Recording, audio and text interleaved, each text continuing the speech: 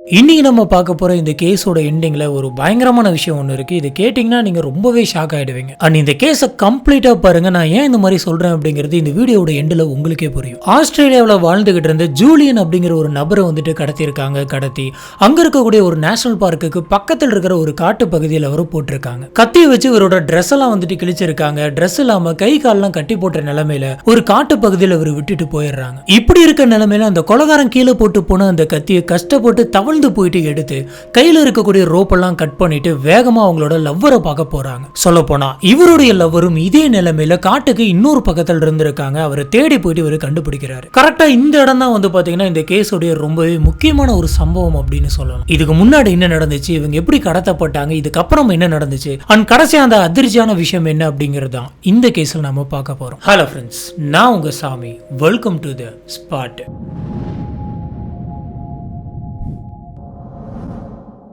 ஆஸ்திரேலியாவில் பட்கிரி அப்படின்னு சொல்லிட்டு ஒரு இடம் இருக்கு. இந்த இடம் வந்து பார்த்தீங்கன்னா ரொம்பவே அதிக பரப்பளவில் இருக்கும். ஆனால் அங்கே வாழ்ற மக்கள் வந்துட்டு ரொம்பவே கம்மி தான். கிட்டத்தட்ட ஒரு 200 வீடுங்க தான் அங்கே இருக்கும். மார்ச் 4, 2008 22 வயசான ஜூலியன் அப்படின்றவரும் இவருடைய கேர்ள் ஃப்ரெண்டான 17 வயசான கேத்ரின் அப்படின்றவங்களும் பக்கத்தில் இருக்கிற அந்த ஃபாரஸ்ட் ஏரியாவில் இருக்கக்கூடிய அருவிக்கு பிக்னிக் போகலாம் அப்படின்னு சொல்லி பிளான் பண்றாங்க. இதுக்காக 2 பேருமே எல்லா திங்ஸுமே வந்துட்டு பேக் பண்றாங்க. இதுல ஜூலியன் வந்துட்டு என்ன பண்றாரு அப்படின்னு பார்த்தீங்கன்னா அவருடைய எஸ்யூவி கார்ல கேம்புக்கான மெட்டீரியல்ஸ், அவங்க சாப்பிட்றதுக்கான ஃபுட், அவங்களோட ட்ரெஸ்ன்னு சொல்லி எல்லாத்தையுமே பேக் பண்ணி வச்சுக்கிறாங்க. இந்த மாதிரி பிக்னிக் போறது அப்படிங்கிறது இவங்களுக்கு புதுசு கிடையாது.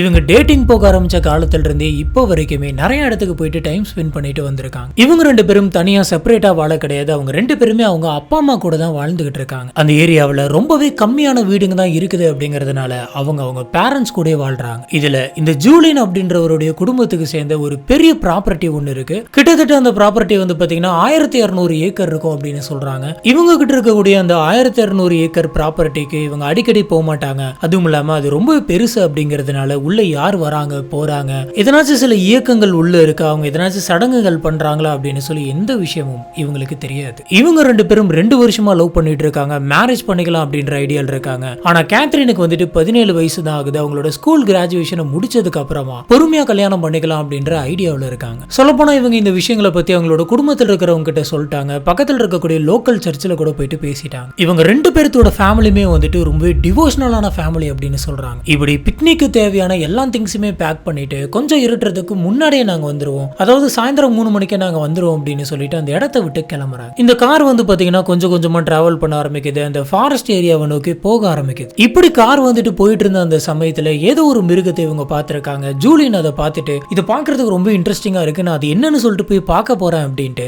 காரை ஒரு மூலையில நிப்பாட்டிட்டு அவர் இறங்கி கீழே ஓடுறாரு. ஜூலியன் எப்பயுமே இதே மாதிரி தான். எதனாச்சும் ஒரு விஷயத்த பார்த்தாரு அப்படின்னு சொன்னா பயங்கரமா எக்ஸைட் ஆவாரு. அது என்ன ஏது அப்படின்னு சொல்லிட்டு பார்க்கணும் அப்படிங்கிறதுக்காக பின்னாடியே போவாரு. இந்த எல்லா விஷயங்களுமே வந்து பாத்தீங்கன்னா கேத்ரினுக்கு தெரியும். ஆனா கேத்ரினுக்கு இந்த விஷயங்கள்ல சுத்தமா இன்ட்ரெஸ்ட் இல்ல. நீயே போய் பார்த்துட்டு வா, ஆனா சீக்கிரமா அப்படின்னு சொல்லிட்டு இவங்க அந்த எஸ்யூவி காருக்குள்ளேயே இருக்கிறாங்க. கிட்டத்தட்ட அது என்ன அப்படின்னு சொல்லி பார்த்துட்டு வரேன் அப்படின்ட்டு போன ஜூலியன் வந்துட்டு திரும்பி வரவே இல்லை. 10 நிமிஷம் ஆகுது, 1/4 மணி நேரம் ஆகுது. என்னன்னு தெரியல, போனவன் இன்னும் காணமே, நம்ம இறங்கி போய் தேடலாமா இல்ல கார்லயே வெயிட் பண்ணலாமா அப்படின்னு சொல்லி யோசிக்கிறாங்க. ஒரு கட்டத்துக்கு மேல இவன் எப்போ வருவான் அப்படின்னு சொல்லி அவர் போன பாதையை வந்துட்டு பார்த்துட்டு இருக்கிறாங்க. ரொம்பவே சலுப்பா இருக்கு. அப்பதான் இவங்க ஒரு விஷயத்த நோட் பண்றாங்க. இவங்களுடைய காரோடைய சைட் மிரர்ல திடீர்னு ஏதோ ஒண்ணு பாக்குறாங்க. இவங்க காருக்கு பின்னாடி இருந்த ஒரு நபர் கருப்பு கலர் ட்ரெஸ் போட்டு இவங்களை நோக்கி வந்துட்டு இருக்கிற மாதிரி இவங்களுக்கு தெரிஞ்சிருக்கு. இதை பார்த்து பயந்து போன கேத்ரினுக்கு டக்குன்னு என்ன பண்றது அப்படின்னு தெரியல. அந்த நபர் வேகமா ஓடி வர இவங்க கதவை வந்துட்டு லாக் பண்ணலாம் அப்படின்னு சொல்லி கார் டோரை பிடிச்சி இழுக்கிறாங்க. அதுக்குள்ள அந்த நபர் வந்துட்டு கார் டோரை வெளியில தள்ளி விட்டு கேத்ரினை பிடிச்சி கீழே தள்ளுறான். கீழே பிடிச்சி தள்ளினவுடனே அவங்களோட வாயில வந்துட்டு டக் டேப்பை போட்டு ஓட்டுறான். அவங்களோட கையை பிடிச்சி இறுக்கி கட்டுறான். கேத்ரினுக்கு அந்த சமயம் என்ன பண்றது அப்படின்னு தெரியல. அவங்க பயங்கர அதிர்ச்சியில் இருந்தாங்க.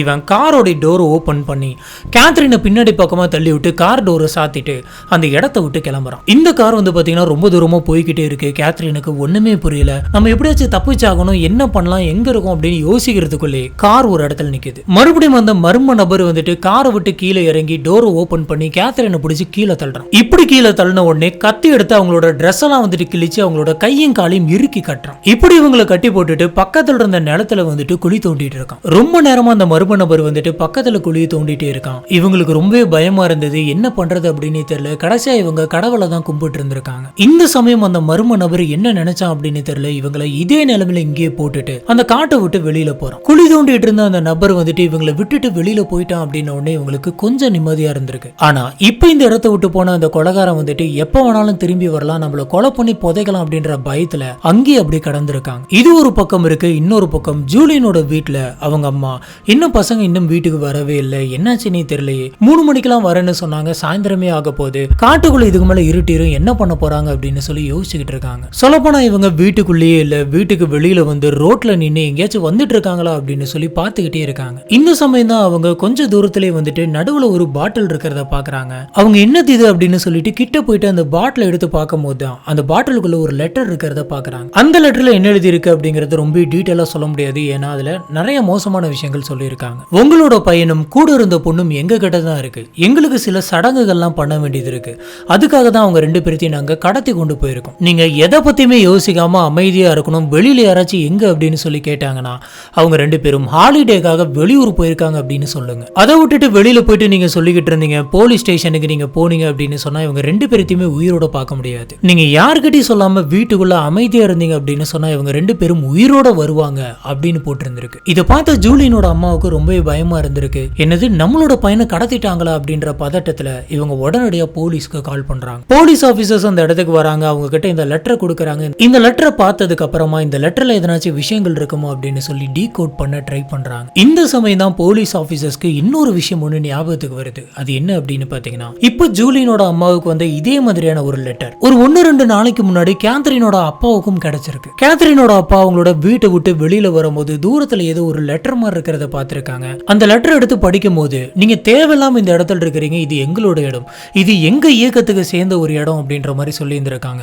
கூடவே உங்க கூட இருக்கிறவங்க எல்லாத்தையுமே பத்திரமா பாத்துக்கங்க, எப்ப வேணாலும் எங்களால எதனாச்சும் ஒன்று ஆகலாம் அப்படின்ற மாதிரி மென்ஷன் பண்ணிருக்கு. கூட சில சிம்பிள்ஸ் எல்லாம் போட்டிருக்கு. இந்த லெட்டர்ல அவங்க வந்துட்டு ஒரு பெரிய குரூப் அப்படின்னும் அவங்கள சாத்தானிக் குரூப் அப்படின்னு சொல்லி மென்ஷன் பண்ணியிருந்தாங்க. இந்த லெட்டர் கிடைச்சதுக்கு அப்புறமா கேத்ரினோட அப்பா வந்துட்டு அப்பயே போயிட்டு போலீஸ் ஸ்டேஷன்ல கம்ப்ளைண்ட் பண்ணிருக்காரு. ஆனா போலீஸ் ஆபீசர்ஸ் எல்லாம் இதை பெருசா எடுத்துக்காதீங்க, யாராச்சும் உங்களை பிராங்க் பண்ணும் அப்படிங்கிறதுக்காக இதை பண்ணிருப்பாங்க, அந்த மாதிரியான எந்த ஒரு விஷயமும் நடக்கல அப்படின்னு சொல்லிட்டு அந்த லெட்டரை பெரிய விஷயமா எடுத்துக்காம விட்டுறாங்க. ஆனா இதுக்கப்புறம் இவங்க 2 பேர்த்தையும் கடத்திட்டாங்க அப்படின்ற லெட்டர் ஜூலியனோட அம்மாவுக்கு போனதுக்கு அப்புறம் தான் இந்த லெட்டரையும் எடுத்து வச்சு சீரியஸா பார்க்க ஆரம்பிக்கிறாங்க. அந்த லெட்டர்ல இருந்து அந்த சிம்பிள் எடுத்து செக் பண்ணி பார்த்தப்ப அந்த சிம்பிள் வந்துட்டு சாத்தானிக் குரூப் அப்படின்ற ஒருத்தங்களுடைய சிம்பிள் அப்படின்னு தெரியுது. இந்த குரூப் வந்துட்டு யார் அப்படின்னு பாத்தீங்கன்னா அவங்களோட ரிலீஜியஸ்ல இருக்கக்கூடிய அந்த கடவுளுக்கு எதிரான சில விஷயங்கள் பண்ணிக்கிட்டு இருப்பாங்க. அவங்களுக்கு அந்த கடவுள் மேல கொஞ்சம் கூட நம்பிக்கை இருக்காது. அதனால அதுக்கு எதிரான நிறைய விஷயங்களை வந்துட்டு இவங்க பண்ணிக்கிட்டு இருப்பாங்க. இதுக்காக இவங்க நிறைய பூஜை சடங்கெல்லாம் வந்துட்டு பண்ணுவாங்க. வேணும் அப்படின்னா இவங்க உயிர் பலி கூட கொடுப்பாங்க அப்படின்னு சொல்றாங்க.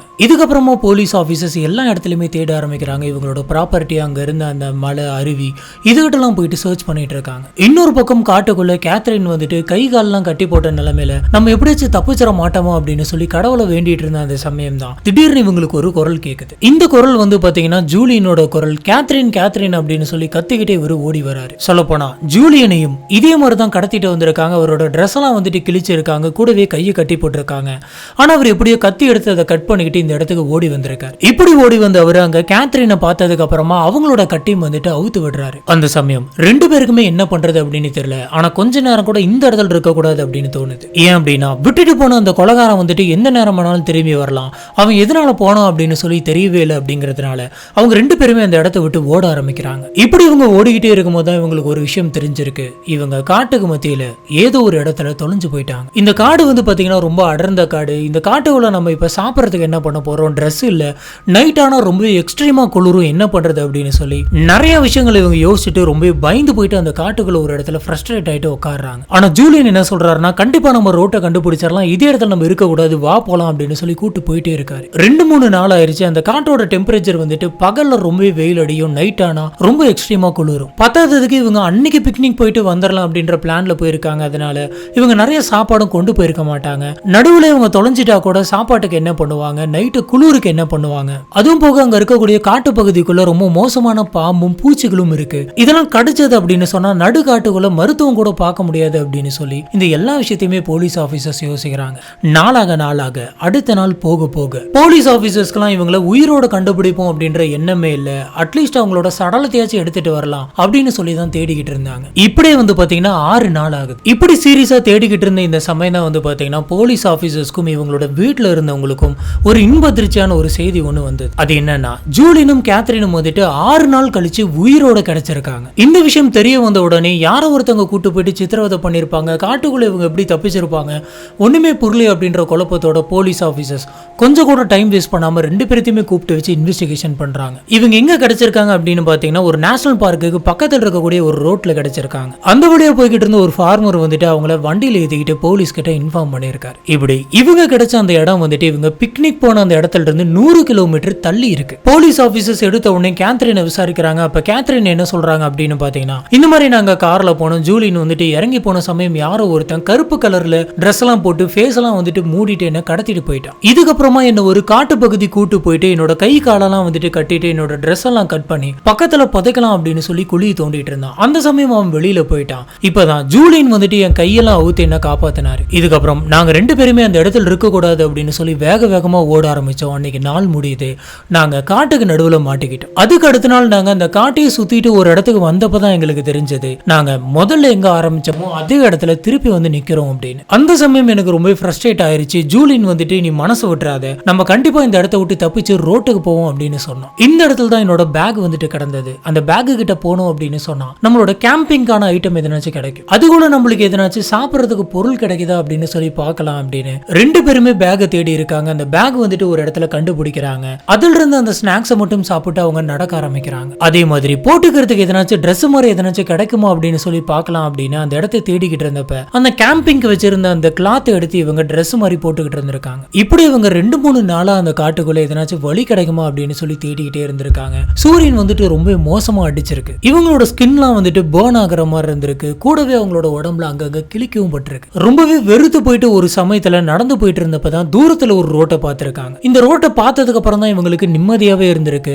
அந்த ரோட்டு வழியா எதனாச்சும் வண்டி போச்சு அப்படின்னு சொன்னா அந்த வண்டியை நிப்பாட்டி நம்ம ஹெல்ப் கேட்கலாம் அப்படின்னு அந்த ரோட்டோரமாவே நின்னுட்டு இருந்திருக்காங்க. அந்த சமயம் தான் ஒரு ஃபார்மர் வந்துட்டு வண்டி எடுத்துட்டு வந்திருக்காரு. இவங்களை பார்த்திருக்காரு. இவங்களோட நிலைமையை புரிஞ்சுக்கிட்டு போலீஸ் ஆபீசர்ஸ்க்கு கால் பண்ணி இன்ஃபார்ம் பண்ணிருக்காரு. இதுக்கப்புறம் போலீஸ் ஆபீசர்ஸ் ஜூலியனை போயிட்டு விசாரிச்சப்ப ஜூலியன் என்ன சொல்றாருன்னா, நான் ஏதோ ஒரு மிருகம் போன மாதிரி இருந்ததுன்னு காரை ஒரு இடத்துல நிப்பாட்டிட்டு அந்த இடத்தை விட்டு இறங்கி போனேன். ரொம்ப தூரம் ஃபாலோ பண்ணிட்டு இருக்கும் போது அது மிருகமா இல்ல மனுஷனானே தெரியல, யாரோ ஒருத்தங்க நடந்து போன மாதிரி இருந்தது, என்னன்னு தெரியல அப்படின்னு சொல்லி நான் பாத்துக்கிட்டு இருந்தப்ப யாரோ ஒருத்தங்க என்னோட தலையில பலமா அடிச்ச மாதிரி இருந்தது. நான் அங்கேயே மயங்கிட்டேன். கிட்டத்தட்ட 9 மணி நேரத்துக்கு மேல நான் மயக்கத்துல தான் இருந்திருக்கேன், எனக்கே தெரியல. நான் முழிச்சு பார்த்தப்ப யாரோ ஒருத்தங்க என்னோட கையெல்லாம் இறுக்கி கட்டி இருந்தாங்க, என்னோட ட்ரெஸ் எல்லாம் வந்துட்டு கட் பண்ணி இருந்தாங்க. எனக்கு என்ன பண்றது அப்படின்னு தெரியல. இந்த காட்டுக்குள்ள தனியா மாட்டிக்கிட்டமே, நம்ம எப்படி தப்பிக்க போறோம் அப்படின்னு ரொம்ப நேரம் அங்கேயே கடந்தேன். இந்த சமயம் தான் என்ன கடத்தன அந்த கொலகாரம் வந்துட்டு என்னோட ட்ரெஸ்ஸை கிழிக்கிறதுக்காக யூஸ் பண்ண அந்த கத்தி அங்க கிடக்கிறத பார்த்து கஷ்டப்பட்டு தவழ்ந்து போயிட்டு அந்த கத்தி எடுத்து என்னோட கயிறை கட் பண்ணிட்டு அந்த இடத்துல கேத்ரின் எங்கேயாச்சும் இருப்பாளா அப்படின்னு சொல்லி தேடி பார்த்தேன். கத்திக்கிட்டே போனேன். இப்படி நான் அந்த காட்டு பகுதிக்குள்ள கத்திக்கிட்டே போயிட்டு இருந்த அந்த சமயம் தான் கேத்ரினும் என்னோட நிலைமையில இருக்கிறத பார்த்தேன். அதுக்கப்புறமா நான் கேத்ரினோட கையில கட்டி இருந்த அந்த கைத்தையும் கட் பண்ண அப்படின்னு சொல்லி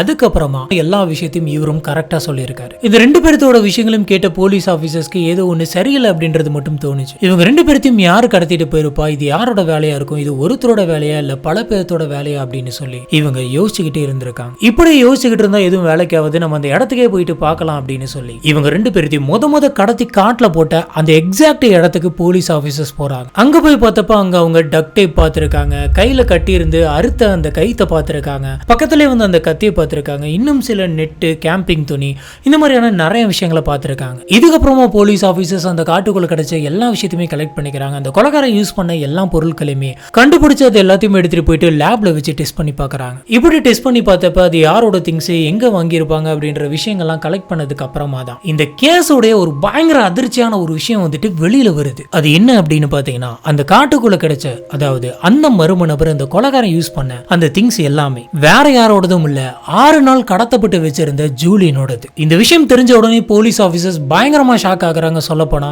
இந்த கேஸ்ல இவங்க 2 பேரும் காணாம போயிட்டாங்க அப்படிங்கிறது ஒரு பெரிய நியூஸா இருந்தது. இது எல்லாத்துக்குமே காரணம் வந்துட்டு ஜூலியன் தான். இது எல்லாமே அவனோட டிராமா தான். இது எல்லாமே அவன் பண்ண செட்டப். இந்த விஷயம் தெரிஞ்சுக்கிட்டதுக்கு அப்புறமா போலீஸ் ஆபீசர்ஸ் ஜூலியனை கூப்பிட்டு வச்சு என்ன நடந்துச்சு, யார் இது காரணம் அப்படின்னு விசாரிக்கிறாங்க. ஜூலியன் என்ன கேக்குறீங்க, எனக்கு எதுவுமே புரியல அப்படின்னு சொல்றான். அந்த காட்டுக்குள்ள கிடைச்ச திங்ஸ், அதாவது அந்த மர்ம நபர் பயன்படுத்தின அந்த பிளாக் ட்ரெஸ், அவன் வச்சிருந்த அந்த பொருட்கள், தோன்றதுக்கு வச்சிருந்த மம்முட்டி அப்படின்னு சொல்லி எல்லாமே உங்களுடையது, நீங்களே கடைக்கு போயிட்டு வாங்கிருக்கீங்க, உண்மையை சொல்லுங்க, எதுக்காக நீங்க இதெல்லாம் பண்ணீங்க அப்படின்னு கேக்குறாங்க. ரொம்ப நேரமா சமாளிச்சுக்கிட்டே இருந்த ஜூலின் வந்துட்டு ஒரு கட்டத்துல ஆமா நான் தான் பண்ணேன் அப்படின்னு ஒத்துக்கிறான். இந்த கேஸை நீங்க ஆரம்பத்துல இருந்து பாத்தீங்க அப்படின்னு சொன்னா இது எல்லாமே வந்துட்டு ஜூலியனோட பிளான் தான். இந்த மாதிரியான ஒரு விஷயத்தை நம்ம பண்ண போறோம், இதை ப்ராப்பரா எக்ஸிக்யூட் பண்ணும் அப்படின்னு சொல்லி கொஞ்ச நாளைக்கு முன்னாடி அதுக்கு தேவையான திங்ஸ், ட்ரெஸ் எல்லாத்தையுமே வாங்கி ரெடியா வச்சிருந்திருக்காரு. கேத்தரினோட அப்பா கண்ணில் படுற மாதிரி இவர் அந்த லெட்டரை வச்சிருந்திருக்காரு. இவர் நினைச்ச மாதிரி கேத்தரினோட அப்பா பார்த்திருக்காங்க. அதே மாதிரி நம்மள எங்கேயும் தேடக்கூடாது, போலீஸ் கிட்ட நம்மளை பத்தி சொல்லிடக்கூடாது அப்படிங்கிறதுக்காக ஜூலியனோட அம்மாவுக்கே வந்துட்டு ஜூலியன் ஒரு லெட்டர் எழுதி எங்களை தேடாதீங்க, நாங்க உயிரோட திரும்பி வந்துருவோம்னு சொல்லியிருக்காரு. இந்த பிளானை ஒரு நாள் எக்ஸிக்யூட் பண்ணலாம் அப்படிங்கிறதுக்காக அவருடைய எஸ்யூவி கார்ல வேணும்னே ஒரு இடத்துல நிறுத்தி இங்க ஏதோ ஒரு மிருகம் போன மாதிரி நான் பார்த்தேன், அந்த மிருகத்தை ஃபாலோ பண்ணிட்டு போறேன், அது ரொம்ப வித்தியாசமா இருந்தது அப்படின்னு சொல்லி காரை விட்டு இறங்கி இருக்காரு. ஒரு 10 நிமிஷம் கழிச்சு அங்கிருந்த மரத்துக்கிட்ட அவர் வச்சிருந்த அந்த ட்ரெஸ் எல்லாம் எடுத்து மாட்டிக்கிட்டு இவரே வந்து கேத்ரினை கடத்திருக்காரு. கேத்ரினை கூட்டு போயிட்டு ஒரு இடத்துல போட்டு அவங்களோட கை கால்லாம் வந்து கட்டிட்டு அவங்களோட ட்ரெஸ் எல்லாம் வந்துட்டு கிழிச்சிட்டு குழி தோன்ற மாதிரி தோண்டி இருக்காரு. திடீர்னு அந்த காட்டை விட்டு வெளியில போயிருக்காரு. அவரே ட்ரெஸ் எல்லாமே கழட்டிட்டு என்ன கடத்தி கட்டி போட்டு வச்சிருந்தாங்க, நான் அங்க இருந்து தப்பிச்சு வந்துட்டேன் அப்படின்னு சொல்லி கேத்ரின் கிட்ட சொல்லி இருக்காரு. சொல்ல போனா இவங்க 2 பேருமே வந்து பாத்தீங்கன்னா அந்த காட்டு பகுதிக்குள்ள தொலைய கிடையாது. ஜூலியனுக்கு அந்த வழி ரொம்பவே நல்லா தெரியும்.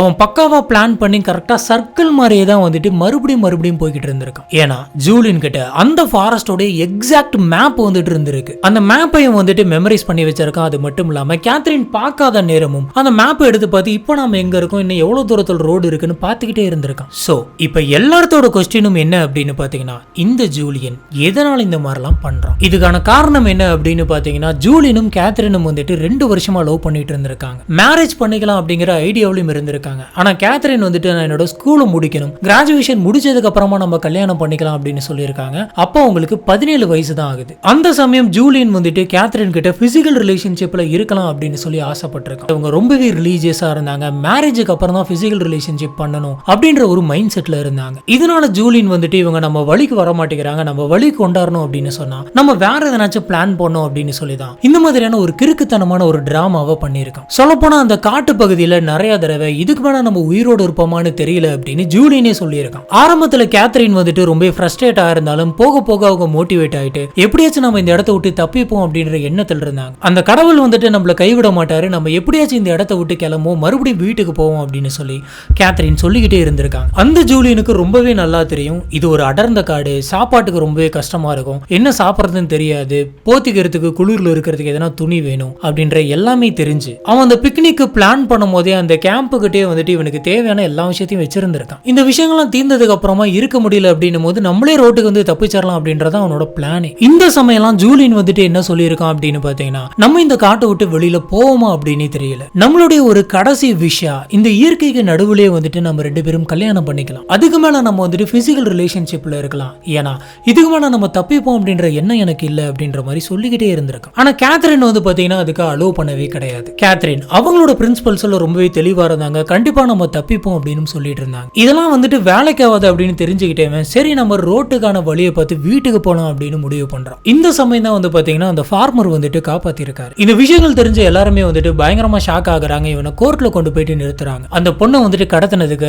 6 நாள் வந்துட்டு உயிர் பயத்தை காட்டினதுக்கு இந்த மாதிரி நிறைய கேசஸ் போட்டு இவனை ஜெயில போடணும் அப்படின்னு பேசிக்கிறாங்க. ஆனா இந்த கேஸ் வந்து பாத்தீங்கன்னா இதோட முடிய கிடையாது. இந்த கேஸுக்கான தீர்ப்பு வந்துட்டு முழுசா வர்றதுக்கு அந்த இடைப்பட்ட கொஞ்ச நாள்ல, அதாவது வீட்டுக்கும் கோர்ட்டுக்கும் போயிட்டு இருந்த அந்த கேப்ல இவன் என்ன பண்ணிருக்கான் அப்படின்னு பாத்தீங்கன்னா, நம்ம ஆஸ்திரேலியாவில இருந்தோம் அப்படின்னு சொன்னா மாட்டிப்போம், கண்டிப்பா ஜெயில தான் இருக்கணும் அப்படின்னு சொல்லி போலியா ஒரு பாஸ்போர்ட் ரெடி பண்ணிருக்கான் நம்ம இந்தியாவுக்கு வர்றதுக்கு. இங்க என்ன பிளான் பண்ணிருக்கான் அப்படின்னு பாத்தீங்கன்னா, நம்ம சென்னைக்கு வந்துடலாம், சென்னையில வந்துட்டு நம்மள யாருமே கண்டுபிடிக்க மாட்டாங்க, நம்ம சென்னையில மத்த மக்களோட சகஜமா வாழ ஆரம்பிச்சிடலாம் அப்படின்னு நினைச்சிருக்கான். இதனால வந்துட்டு அவனோட ஹேர் ஸ்டைலை மாத்திருக்கான். அவனோட ஹேர்ல வந்துட்டு இந்த கருப்பு கலர் டை எல்லாம் அடிச்சிட்டு வேணும்னே எண்ணெயெல்லாம் தேய்ச்சி அவனோட ஸ்கின்னை வந்துட்டு நல்ல கருப்பா டேன் ஆக்கி, சரி அப்படியே இந்தியாக்குள்ள வந்துட்டோம் அப்படின்னு சொன்னா நம்மள கண்டுபிடிக்க மாட்டாங்க அப்படின்னு சொல்லி பக்காவா பிளான் பண்ணி அங்க இருந்து தப்பிச்சு இங்க வந்து மாட்டிக்கிட்டான். ஏர்போர்ட்ல பார்க்கும்போது இவன் கொஞ்சம் வித்தியாசமா இருந்திருக்கான், பாஸ்போர்ட் வித்தியாசமா இருக்கு அப்படின்னு சொல்லி கண்டுபிடிச்சு இவனை பிடிச்சிட்டாங்க. இதுதான் இன்னைக்கு நம்ம பாக்குறது இந்த கேஸ். இந்த கேஸ்ல இந்த ட்விஸ்ட் நீங்க எந்த இடத்துல கண்டுபிடிச்சீங்க அப்படிங்கறத கீழ இருக்கக்கூடிய கமெண்ட் பாக்ஸ்ல மறக்காம ஸ்பாட் பண்ணுங்க. நான் இந்த ஸ்டோரியை பாக்குறப்ப எந்த இடத்துல கண்டுபிடிச்சேன் அப்படின்னு பாத்தீங்கன்னா, அந்த கார்ல இருந்து பர்பஸ்ஃபுல்லா இறங்கி போனதுக்கு அப்புறமா இன்னொருத்தன் வந்தான் அப்படின்ற மாதிரி நான் பார்த்தேன். அப்ப எனக்கு லைட்டா ஒரு டவுட் இருந்தது, சரி இருக்காது